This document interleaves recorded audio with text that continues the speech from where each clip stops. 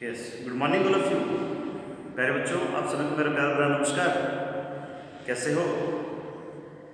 देखिए, हमारे इस डिफेंस अकेडमी में, हमारे इस यूट्यूब चैनल पे इंग्लिश का जो मेरा ये फर्स्ट टॉपिक जो चल रहा है वो है सब्जेक्ट ऑफ एग्रीमेंट यानी कि सिंटैक्स। इसमें अपने इससे पहले 6 लेक्चर कवर कर चुके हैं, 6 लेक्चर हो चुके हैं।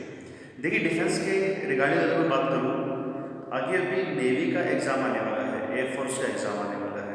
एयरफोर्स का एग्ज़ाम अभी कैंसिल हुआ था, वो जब भी होगा, है ना। फिलहाल तो कोरोना की वजह से कुछ कह नहीं सकते, लेकिन जब भी होगा। और नेवी की एक्सपेक्टेड डेट बताई है जून के सेकेंड वीक में या जून के फर्स्ट वीक में भी हो सकता है, बट वो भी पता नहीं होगा कि वो, लेकिन चांसेस बोल रहे हैं। ठीक है, खैर अपने को अपनी तैयारी रखनी है, मैं उस हिसाब से बात कर रहा हूँ। तैयारी के हिसाब से बात करूँ तो जून में नेवी का एग्ज़ाम और एयरफोर्स का पता नहीं, लेकिन तैयारी रखनी पड़ेगी।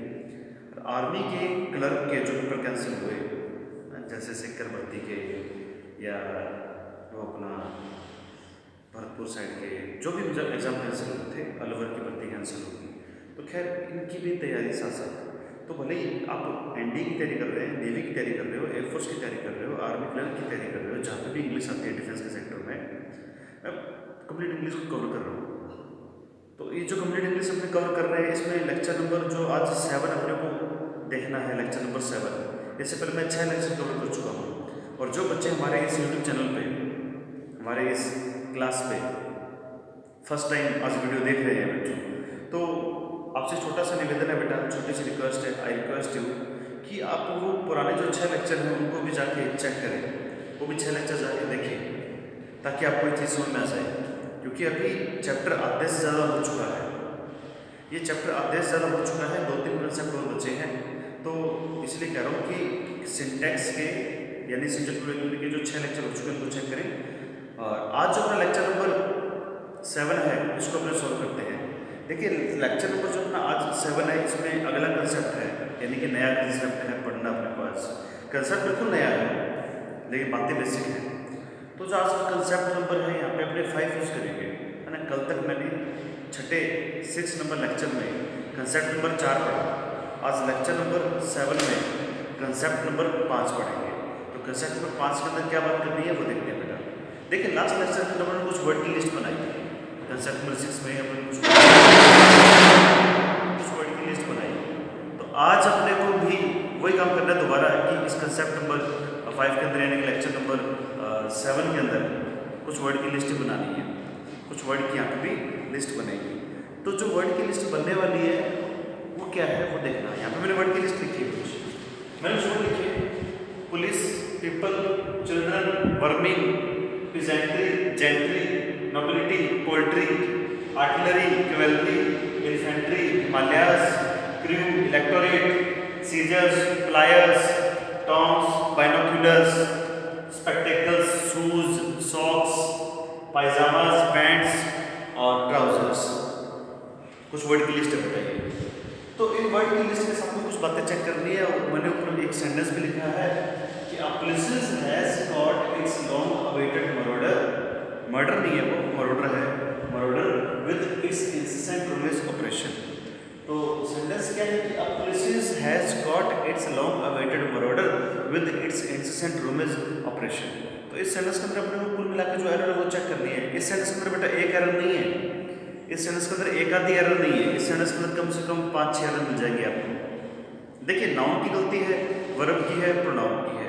टॉपिक अपना ये चल रहा है कि सब्जेक्ट वर्ब एग्रीमेंट, यानी कि सब्जेक्ट और वर्ब के बीच में एग्रीमेंट करवाना है, सब्जेक्ट और वर्ब के बीच में एग्रीमेंट करवाना है।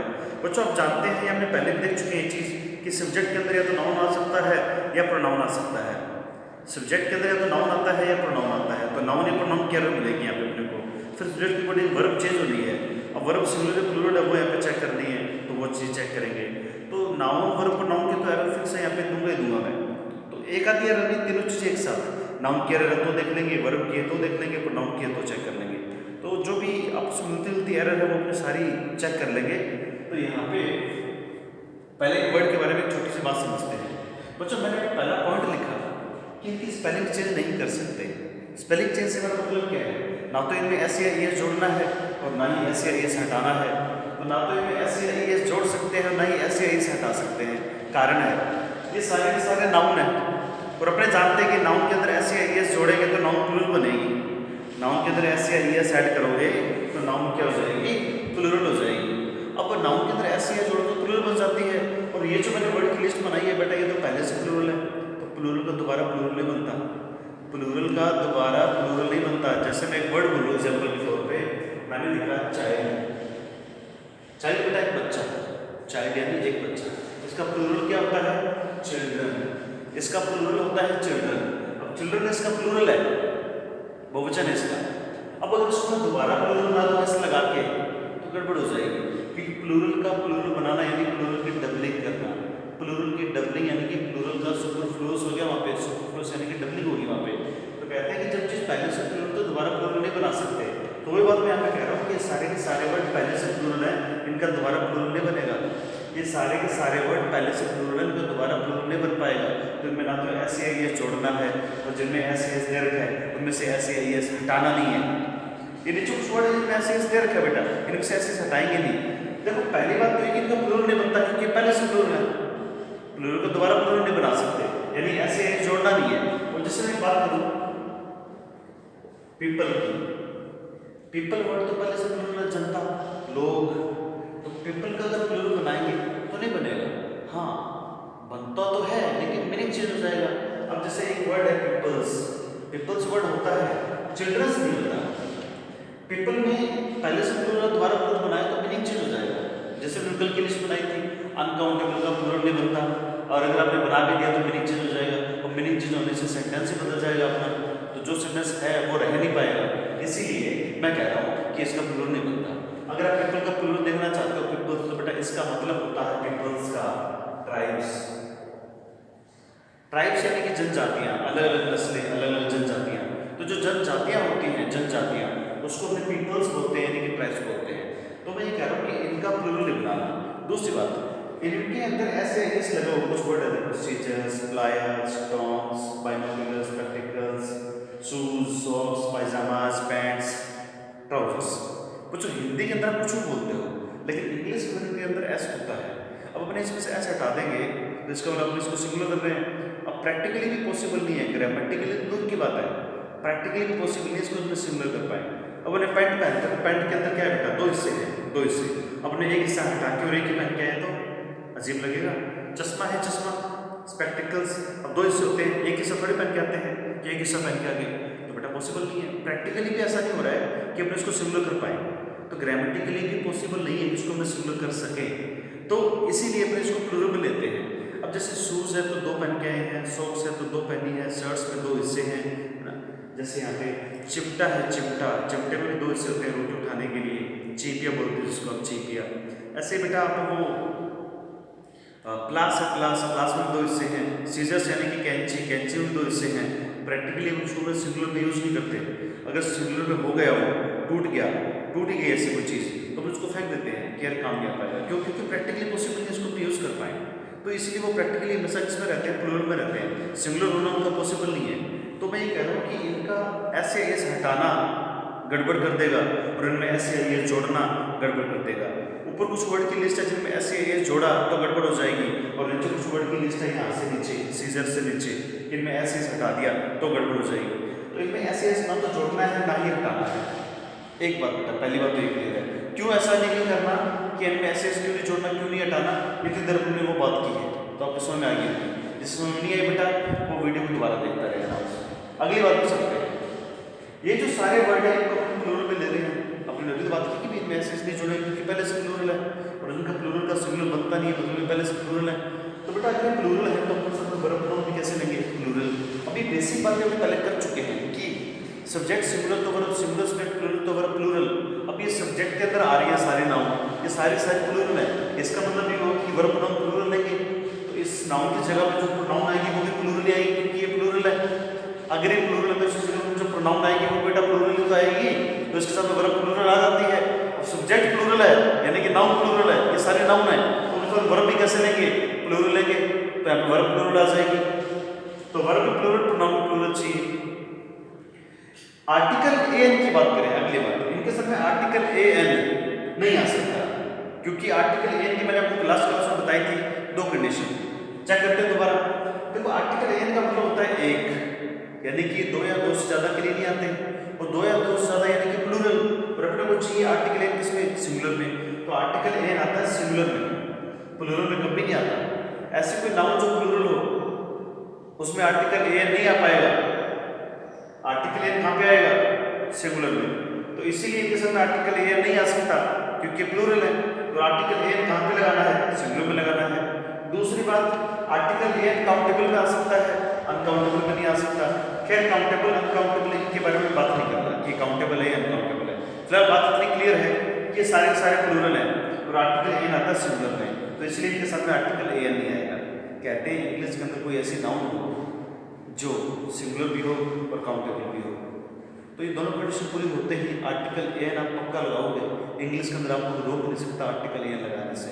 लेकिन अगर इन दोनों में से एक कंडीशन अधूरी है, मान लो कोई चीज़ सिंगुलर है और नाउन अनकाउंटेबल है, कोई चीज़ प्लूरल है और नाउन काउंटेबल है, तो आर्टिकल एन नहीं आ पाएगा। इन दोनों में से एक भी कंडीशन अधूरी हुई, नाउन सिंगुलर की या फिर काउंटेबल की, इन दोनों में से एक भी कंडीशन अधूरी रही, ना पूरी हो पाई, इनकम्प्लीट हो, तो बेटा आर्टिकल एन वहाँ पे नहीं आ सकता। आर्टिकल एन तब आता है जब कोई चीज़ सिंगुलर हो और काउंटेबल हो, दोनों कंडीशन पूरी होनी चाहिए, दोनों साथ में। और अगर दोनों कंडीशन पूरे साथ में पूरी हो रही है बेटा, तो आर्टिकल एन लगाने से पूरी इंग्लिश के अंदर पूरी दुनिया में आपको रोक नहीं सकता। खैर, तो आर्टिकल एन इनके सामने नहीं आना चाहिए। अगली बात करते हैं बेटा प्रोनाउन की। जो ये प्रोनाउन होते हैं ना, I, we, you, he, she, it, they, इनमें से मैं बात कर रहा हूँ ही, शी, इट, दे की। कहता है कि ही, शी, इट सिंगुलर है, लड़का है तो ही, लड़की है तो शी, और नॉन लिविंग है तो इट। अभी तीनों क्या है, सिंगुलर होते हैं। ये तीनों सिंगुलर होते हैं, इनके लिए तो आ नहीं पाएंगे प्रोनाउन ये सिंगुलर, क्योंकि इनके लिए प्रोनाउन कैसा चाहिए, प्लूरल, क्योंकि प्लूरल तो अपनी जगह पर प्रोनाउन तो प्लूरल लेंगे। प्लूरल में इनके लिए क्या आएगा, दे, भले लिविंग हो भले नॉन लिविंग हो, इसी लिविंग के लिए नॉन लिविंग के लिए वो तो सिंगुलर में है। लेकिन यहाँ पे ये जो नाउन है, भले ये लिविंग हो भले नॉन लिविंग हो, कुछ भी है, अपने उनके लिए क्या लगाना पड़ेगा, दे लगाना पड़ेगा। तो दे आता है प्लूरल में, लिविंग हो या नॉन लिविंग हो, दोनों के लिए, तो अपने उनके लिए प्रोनाउन लगा देंगे दे, तो दे आ जाएगा इनके लिए। तो कुल मिला के ये छोटी छोटी बातें अपने ध्यान रखनी है। अपने आज 4 बातें की है इस कंसेप्ट के अंदर। पहली बात बेटा ये कि इनकी स्पेलिंग चेंज मत करो। दूसरी बात बेटा ये कि अपने साथ वर्ब प्रोनाउन प्लूरल लेंगे। तीसरी बात बेटा ये कि इनके साथ में आर्टिकल एन नहीं आ सकता।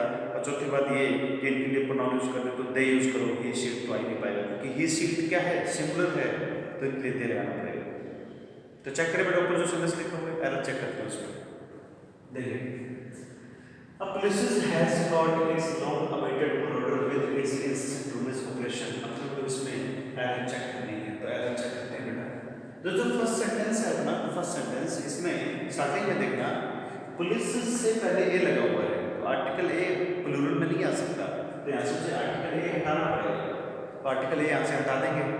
दूसरी बात, जो पुलिस वर्ड है इसका प्लूरल नहीं बनता, क्योंकि तो पहले से प्लूरल है, पहले से प्लूरल है, तो पुलिस में से ऐसे हटाएंगे, पुलिस में से ऐसे हटाना पड़ेगा क्योंकि तो पहले से प्लूरल है, तो पुलिस में से ऐसे हटा दो। अब पुलिस वर्ड प्लूरल है तो सब वर्ब प्लूरल लेगा, पुलिस वर्ड प्लूरल है तो वर्ब प्लूरल लेगा बेटा, तो हैज की जगह पे हैव आना चाहिए, हैज की जगह पे हैव कर लोगे, हैज की जगह पे हैव कर लिया। देखो स्टार्टिंग में 3 वर्ड है और तीनों में एरर है। आर्टिकल ए पुलिस में एस लगा हुआ है और प्लूरल है तो वर्ब प्लूरल लेगा, हैज की जगह हैव आएगा, तो 3 वर्ड सामने और तीनों में एरर है, तो 3 एरर मिल गई अपने को। बेटा जो भी सेंटेंस में एरर हो पाएगी मैं सारी एरर करने की कोशिश करूँगा, ताकि आप ज़्यादा से ज़्यादा सीख पाएँ, स्मार्ट वर्क कर पाएँ, हार्ड वर्क करने की जरूरत ना पड़े कि एक चीज़ यहाँ पढ़ रहे हो, दूसरी चीज़ वहाँ पढ़ रहे हो, तीसरी चीज़ वहाँ पढ़ रहे हो, तो ऐसे टाइम वेस्ट होगा आपका। तो कई चीज़ें एक साथ लेके चलेंगे ताकि आपको बोरियत भी ना आए और पढ़ने में मज़ा भी आए और कई चीज़ें एक साथ सीख पाओ, क्योंकि हार्डवर्क का टाइम लगेगा। स्मार्ट वर्क से ही सिलेक्शन हो पाएगा, हार्डवर्क से सिलेक्शन नहीं होते बच्चे। अगली बात पूछते हैं बेटा, प्रोनाउन आ रहा है उसके लिए इस, और अपन बोला कि तीनों नहीं आएंगे, प्लूरल चाहिए। पुलिस के लिए यहाँ पे इस आया है पॉजेसिव एडजेक्टिव, तो दे का पॉजेसिव एडजेक्टिव होता है देर, तो इस जगह पे देर लगा दोगे, देर, तो यहाँ पे देर लगा दिया इस जगह पे। पॉजेसिव कैसे बेटा, सब्जेक्ट तो सब्जेक्ट किस लगा देता मैं, दे, ऑब्जेक्ट होता तो ऑब्जेक्ट किस लगा देता, लेकिन इट्स पॉजेसिव कैसे है, तो पॉजेसिव में पॉजेसिव आएगा, तो इस जगह देर लगा देंगे, देर आ जाएगा। उसके बाद में वापस इट्स आ रखा बेटा, तो यहाँ पे भी इस जगह क्या करोगे, देर, तो यहाँ पे भी बेटा देर कर लो, तो इस जगह पे मैंने वहाँ पे भी देर कर दिया बेटा, वहाँ पे भी इसकी जगह पे देर कर दिया, तो वहाँ पे भी इसकी जगह पे देर हो चुका है। ठीक है बेटा, तो ये इसमें तो कुल मिला के चार पांच एरर चेक कर लेते हैं, चार पांच एरर लिखे पूरे सेंटेंस के अंदर, पांचों एरर चेक कर चुके हैं। अगली बात पे चलते हैं। बेटा यहाँ पे कुछ वोकैब है, वोकैब की मीनिंग चेक करते हैं। बच्चों वोकैब को याद करने का बेस्ट तरीका सेंटेंस में यूज करो, और जो वोकैब लिखवाता हूँ इसमें मैं उसको अपनी लाइफ के अंदर भी यूज किया करो, डेली लाइफ के अंदर सेंटेंस बनाया करो, उस पर वोकैब याद रहेगी, भूल नहीं पाओगे। वोकैब याद करने का बेस्ट तरीका है ये, सेंटेंस में वोकैब को यूज करो, आपको वोकैब याद रहने वाली है, भूल नहीं सकते आप। बेस्ट तरीका, वोकैब को उठा के रट्टा मारना बकवास है, नहीं याद रहेगा लंबे टाइम तक, क्योंकि चीज को सेट करना है माइंड के अंदर, रट्टाफिकेशन में नहीं। अब कई बच्चे क्या है, इमेज बना लेते हैं वर्ड की, शॉर्टकट बना लेते हैं, मेलनचोली मेलानचोली ऐसे रट्टा मार के। बेटा वो शॉर्टकट ना ज़्यादा याद नहीं रहते, वो एक बकवास है फालतू की। और जिस बच्चे को बकवास चाहिए कि हाँ मैं रट्टा मार लूँ, इधर उधर शॉर्टकट मिल रहा है, शॉर्टकट याद कर लूँ वोकैब के, तो जाओ बेटा, मुझे जरूरत नहीं है। मुझे बच्चा यहाँ पर वो चीज़ जो प्रैक्टिकल नॉलेज लेना चाहता है, हमेशा फिट करना चाहता है माइंड के अंदर चीज़ को, उसको हमेशा वो चीज़ याद रहे, याद क्या उसके माइंड में सेट हो जाए वो चीज़, रट्टा मारने सीखना पड़े। अगर चीज़ समझी होगी बेटा कभी भूल नहीं पाओगे। तो वोकैब को सेंटेंस में यूज करो, बेटर है, याद रहेगी। तो चेक करते हैं वोकैब के मीनिंग। कुछ लॉन्ग अवेटेड, लंबे समय से इंतजार, अवेट यानी इंतजार होता है, वेट से अवेट बना, तो लॉन्ग अवेट यानी लंबे समय से इंतजार। ये मर्डर नहीं है, ये मरोडर है, MARAUDER, मरोडर। इसका मतलब होता है प्रोलर, प्रोलर। इसका मतलब होता है स्कैम, SCAMP, PROWLER, प्रोलर, स्कैम यानी कि लुटेरा, लुटेरा, डाकू। जो डकैत होते हैं, लुटेरे होते हैं, डाकू होते हैं, उनके लिए ये वर्ड यूज कर सकते हो। तो लुटेरे या डाकू के लिए आपने वर्ड यूज किया प्रोलर, स्कैम, मरोडर। अगले वर्ड पे चलते हैं, इंसेसेंट। बच्चों इंसेसेंट जो वर्ड है उसमें हम लिख देता हूँ, इंसेसेंट का मतलब होता है कंटिन्यूअस, यानी लगातार। इंसेसेंट का मतलब कंटिन्यूअस यानी लगातार।